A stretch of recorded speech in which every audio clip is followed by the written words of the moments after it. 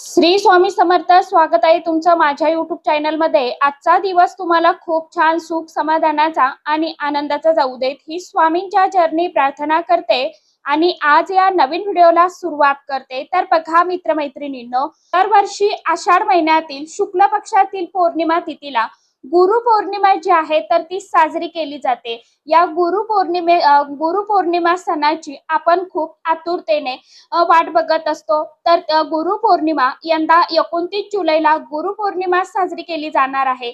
या पौर्णिमेला गुरु पौर्णिमा, व्यास पौर्णिमा, वेद पौर्णिमा या नावाने सुद्धा ओळखलं जातं. त्याचप्रमाणे गुरु पौर्णिमा हे गुरु आणि शिष्य यांच्यातील पवित्र नात्यांचं एक प्रतीक मानलं जातं. या दिवशी अनेक लोक त्यांच्या गुरूंकडून मिळालेल्या ज्ञानांबद्दल आणि मार्गदर्शनाबद्दल आदर्श आणि कृतज्ञता व्यक्त करतात. आषाढ महिन्याच्या पौर्णिमेला येणारा गुरु पौर्णिमा हा सण वेदव्यास ऋषींच्या स्मरणार्थ साजरा केला जातो आणि प्राचीन आख्यायिकानुसार वेदव्यासांचा जन्म याच दिवशी झाला होता. त्यांना महाभारत आणि विविध पुराणांचे लेखक म्हणून आदरणीय मानले गेले आणि वेदांचे 4 भागामध्ये विभाजन आणि संकलन करण्याचे श्रेय त्यांना दिले गेले. महागुरु म्हणून ओळखल्या जाणाऱ्या या दिवसाला आशीर्वाद घेण्यासाठी अत्यंत शुभ आणि पवित्र दिवस मानला जातो. वेदव्यासांच्या कृपेने अज्ञानाचा अंधार दूर होतो आणि ज्ञानाचा प्रकाश एखाद्याच्या जीवनात प्रवेश करतो असं देखील म्हटलं जातं. असं मानलं जातं की या दिवशी पवित्र नदीमध्ये स्नान करून दान केल्याने अनेक पापांपासून मुक्ती मिळते आणि धन संपत्तीमध्ये सुख संपत्तीमध्ये वाढ होते. गुरुपौर्णिमेच्या दिवशी गुरुची पूजा करणे अत्यंत शीघ्र फलदायी मानले जाते. या दिवशी उपवास आणि पूजा केल्याने अक्षय पुण्य प्राप्त होते. त्याचबरोबर शास्त्रानुसार या दिवशी भगवान श्रीहरी विष्णुदेव आणि माता लक्ष्मी यांच्यासह भगवान सत्यनारायण महाराजांची कथा ऐकण्याला घरामध्ये सत्यनारायण पूजन करण्याला खास विशेष अनन्यसाधारण महत्त्व दिलं गेलं आहे. या गुरु पौर्णिमेच्या दिवशी मातीची भांडी, पाणी, धान्य, हंगामी फळे, कपडे, धान्य, मिठाई आणि गुळ इत्यादी वस्तू दान करणं अत्यंत शुभ मानले जाते. त्याचबरोबर गुरुपौर्णिमेच्या दिवशी जर आपण उपवास केला आणि सेवा केली तर त्यामुळे आपल्या कुंडलीतील गुरुग्रह हा नक्कीच बलवान होतो आणि आपल्याला जो काही पितृदोष आहे तर त्या पितृदोषापासून सुद्धा आपल्याला मुक्तता मिळते. तसेच गुरुपौर्णिमेच्या दिवशी गुरु तत्व अर्थातच ईश्वरी तत्व हे नेहमीच्या तुलनेपेक्षा कितीतरी सहस्रपटीने कार्यशील असते आणि म्हणूनच प्रत्येक जण आपल्या यथाशक्तीप्रमाणे गुरुपौर्णिमेपर्यंत काही ना काही सेवा जी आहे तर ती आपल्या गुरूंची करत असतात किंवा मग 11 दिवसांची स्वामी सेवा आपण करत असतो बघा. म्हणूनच जर या दिवशी आपण काही उपाय सेवा केल्या तर त्या सेवेचं आणि उपायांचं शीघ्र फळ जे आहे तर ते आपल्याला नक्कीच मिळत असतं आणि म्हणूनच आजपासून गुरुपौर्णिमेपर्यंत कधीही आपल्या घरी घेऊन या औदुंबराच्या झाडाची ही वस्तू आपल्या घरी आणून आपल्याला एका ठिकाणी स्थापित करायची आहे आणि गुरु पौर्णिमेच्या दिवशी या वस्तूला आपल्याला सिद्ध करायचं आहे. हे केल्यामुळे आपल्याला आपल्या आयुष्याचं एका रात्रीतून सोनं होणार आहे. परंतु आपली कितीही कठीणातील कठीण इच्छा असू देत ती दत्तगुरूंच्या कृपेने नक्कीच पूर्ण होणार आहे. आता आपल्याला औदुंबराच्या झाडाची कोणती वस्तू आणायची आहे, हा उपाय कशा पद्धतीने करायचा आहे, कोणत्या वेळेमध्ये करायचा आहे याविषयीची संपूर्ण माहिती आजच्या या नवीन व्हिडिओमध्ये मी तुमच्या बरोबर शेअर करणार आहे. त्यामुळे तुम्ही हा व्हिडिओ स्किप न करता शेवटपर्यंत नक्की बघा.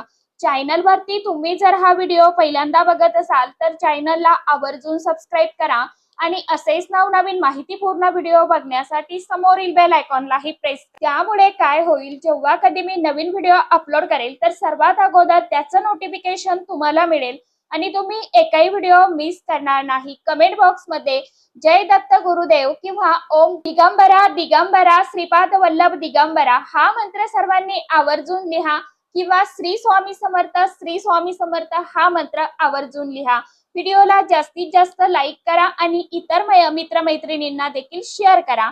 तर बघा मित्रमैत्रिणींनो, साक्षात दत्त निवास असलेला पवित्र वृक्ष म्हणजे औदुंबर। औदुंबर म्हणजे आपण या झाडाला उंबर देखील म्हणतो। आता औदुंबराची ख्याती आहे 21 गुणांनी परिपूर्ण औदुंबर वृक्षाखाली सद्गुरु दत्त माऊलींनी साधना केली। औदुंबराला भूतलावरील कल्पवृक्ष म्हणतात, कारण प्रभू विष्णुदेवांनी औदुंबराला आशीर्वाद दिला आहे की याला सदैव फळे येत राहील। त्याचबरोबर या झाडाचं पूजन आणि सेवा मनापासून भक्तीने केली तर नक्कीच आपल्याला आपल्या जीवनामध्ये शीघ्र फळ जे आहे तर ते पूर्ण होईल आणि आपल्या मनातील ज्या काही छोट्या मोठ्या इच्छा आकांक्षा त्या देखील पूर्ण होतील। या झाडाचं दर्शन केल्याने उग्रता शांत होईल। या झाडांना नियमित प्रदक्षिणा केल्याने अपत्य प्राप्ती होईल। औदुंबराच्या सेवेने जन्मांतरीची पापे नष्ट होतील आणि इच्छित फल प्राप्ती होईल।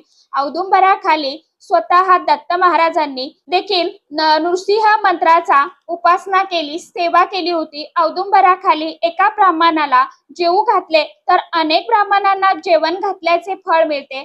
औदुंबर वृक्षाखाली बसून निर्मळ मनाने जप केल्याने अनंत गुणाने त्याचं फळ जे आहे तर ते नक्कीच मिळतं। औदुंबर वृक्षातळी निर्मळ मनाने एकचित्तेने एकादशीने रुद्र केला असता अतिरुद्र केल्याचे फळ मिळते। औदुंबराच्या मंदगतीने प्रदक्षिणा केल्यावरती खूप पुण्य पदरी पडते। या झाडाची 1 लक्ष प्रदक्षिणा केल्याने कुष्ठरोग सारखे भयंकर रोग जे आहेत तर ते देखील संपूर्ण नष्ट होतात। औदुंबराच्या सावलीत जपानुष्ठान केल्याने आध्यात्मिक ज्ञानाची प्राप्ती होते आणि जपाचे अनंत पटीने फळ जे आहे तर ते आपल्याला प्राप्त होत असते। औदुंबराखाली पाणी ठेवून त्यात पाण्याने स्नान केल्याने भागीरथी नदी स्नान केल्याचं शीघ्र पुण्य फळ जे आहे तर ते आपल्याला लाभत असतं। औदुंबराची सेवा केल्याने धन धान्य सुख शांती समृद्धी आणि उत्तम आरोग्य सर्व प्रकारचं ऐश्वर्य जे आहे तर ते नक्कीच प्राप्त होतं। आता हा उपाय आपल्याला कधी करायचा आहे बघा। हा उपाय तुम्ही गुरुपौर्णिमेपर्यंत दररोज देखील करू शकता शक्य असेल तर, किंवा मग तुम्ही प्रत्येक गुरुवारी केला तरी देखील चालणार आहे। आता आपल्याला एक तांब्याचा लोटा घ्यायचा आहे, त्यामध्ये स्वच्छ पिण्याचं पाणी जे आहे तर ते घ्यायचं आहे। तुमच्याकडे जर गंगाजल असेल तर थोडंसं गंगाजल त्यामध्ये तुम्हाला टाकायचं आहे। त्याचबरोबर 1 चमचाभर गाईचं दूध तुम्हाला टाकायचं आहे, चिमूटभर हळद टाकायची आहे, चिमूटभर कुंकू टाकायचं आहे। या पाण्यामध्ये तुम्हाला ह्या वस्तू टाकायच्या आहे। त्याचबरोबर थोड्याशा गुलाबाच्या पाकळ्या देखील टाकायच्या आहे। तसेच तुम्हाला 1 मातीचा दिवा सुद्धा घ्यायचा आहे। आता दिवा तुम्ही मातीची पंती घ्या किंवा तुम्हाला शक्य असेल तर तुम्ही कणकेपासून बनवू शकता, किंवा मग तुम्ही तांब्या पितळेचा दिवा घेतला तरी देखील चालणार आहे। आता तुम्ही तुमच्या मनाने दिवा जो आहे तर तो घेऊ शकता। आता या दिव्यामध्ये आपल्याला 2 वातीची 1 वात करून आपल्याला टाकायची आहे। लांब वात आपल्याला टाकायची आहे। दिव्यामध्ये शक्यतो करून तिळाचं किंवा मोहरीचं तेल टाकायचं आहे। नसेल शक्य तूप टाकलं तरी देखील चालणार आहे। यानंतर आपल्याला हळदी कुंकू अक्षदा पिवळी फुलं आणि थोडीशी साखर घ्यायची आहे। ह्या सर्व वस्तू घेऊन आपल्याला औदुंबराच्या झाडाजवळ जायचं आहे। थोडी पिवळी फुलं घ्यायची आहे, त्याचबरोबर अष्टगंध सुद्धा घ्यायचा आहे, धूप दीप अगरबत्ती घ्यायची आहे आणि ज्या काही वस्तू आपण हे पूजेचं साहित्य आहे तर ते आपल्याला जेवढं लागणार आहे तेवढं आपल्याला सोबत घेऊन औदुंबर वृक्षाखाली जायचं आहे। औदुंबर वृक्षाजवळ गेल्यावरती सर्वप्रथम आपल्याला नमस्कार करायचा आहे। औदुंबर वृक्षाला शरण जायचं आहे, लीन व्हायचं आहे। यानंतर आपल्याला तिथे गेल्यावरती दिगंबरा दिगंबरा श्रीपाद वल्लभ दिगंबरा या मंत्राचा मनामध्ये जप करायचा, दिवा प्रज्वलित करून घ्यायचा आणि दिवा ठेवताना मात्र डायरेक्ट जमिनीवरती ठेवू नका। दिव्याला खाली फुलांच्या पाकळ्याचं किंवा अखंड तांदूळाचं तुम्हाला आसन द्यायचं आहे आणि त्यावरती हा जो दिवा आहे तर तो तुम्हाला ठेवायचा। दिवा प्रज्वलित करून घ्यायचा, दिव्याला मनोभावे हळदी कुंकू अक्षदा फूल अर्पण करायचं, नमस्कार करायचं। औदुंबर वृक्षाला आपल्याला हळदी कुंकू अक्षदा धूप दीप दाखवून घ्यायचं आहे, ओवाळून घ्यायचं आहे। त्यानंतर आपल्याला थोडंसं साखर तिथे अर्पण करायची आहे। पिवळी मिठाई असेल तुमच्याकडे तर ती सुद्धा तुम्ही नैवेद्य म्हणून अर्पण करू शकता। यानंतर आपण हे जे काही जल घेतलेलं आहे लोट्यामध्ये, तर त्यामध्ये तुम्हाला थोडीशी साखर जी आहे तर ती टाकायची आहे आणि हे जल तुम्हाला एका धारेने मंद धार ठेवायची आहे आणि औदुंबर वृक्षाच्या मुळाशी तुम्हाला अर्पण करायचे आहे। तुम्हाला दत्तगुरूंचं स्मरण करायचं आहे किंवा मग दिगंबरा श्रीपाद वल्लभ दिगंबरा या मंत्राचा जप करायचा आहे किंवा मग श्री स्वामी समर्थ हा मंत्र तुम्ही पठण करू शकता। यानंतर तुम्हाला 11 प्रदक्षिणा औदुंबर वृक्षाला करायच्या आहे। मनामध्ये जप जो आहे तर तो चालूच ठेवायचा आहे। तिथे बसून तुम्हाला 108 वेळा दिगंबरा दिगंबरा दिगंबरा श्रीपाद वल्लभ दिगंबरा या मंत्राचा जप करायचा आहे आणि किंवा मग श्री स्वामी समर्थ या मंत्राचा सुद्धा 108 वेळा तुम्ही जप करू शकता। यानंतर हात जोडून आपल्याला औदुंबर वृक्षाला आपल्या मनातील जी काय कठीणातील कठीण इच्छा असेल तर ती सांगायची आहे, व्यक्त करायची आहे। आणि कारण की बघा, औदुंबर वृक्ष हे साक्षात दत्त महाराजांचा स्थान आहे। दत्त महाराजांचा या औदुंबर वृक्षामध्ये निवास असतो आणि जर आपण औदुंबर वृक्षाजवळ बसून आपल्या मनातली इच्छा सांगितली तर आपली कितीही कठीणातील कठीण इच्छा ही साक्षात दत्त महाराज नक्कीच पूर्ण करतात। आता आपल्याला हात जोडून सर्वप्रथम औदुंबर वृक्षाची क्षमा याचना करायची आहे, प्रार्थना करायची आहे आणि औदुंबराचं एक छोटंसं मूळ जे आहे तर ते आपल्याला आपल्या घरी घेऊन यायचं आहे। तुम्हाला मूळ नाही भेटलं तर अगदी सुकलेली काडी जी आहे ती घेतली तरी देखील चालणार आहे। त्यानंतर ती आपल्याला घरी घेऊन यायची आहे। घरी आल्यानंतर आपल्याला या काडीला मुळाला स्वच्छ धुवून पुसून घ्यायचं आहे। आपल्या घरी आणल्यामुळे साक्षात दत्त महाराजांचा निवास आपल्या घरी झालेला आहे असं आपल्या मनामध्ये आपल्याला ठेवायचं आहे। यानंतर आपल्याला एक लाल किंवा पिवळ्या रंगाचा कपडा घ्यायचा आहे आणि तो देवघरामध्ये ठेवायचा। त्यावरती आपल्याला हे मूळ जे आहे आपण काढून आणलेलं तर ते ठेवायचं। त्या मुळाजवळ आपल्याला 7 लवंगा ठेवायच्या आहे।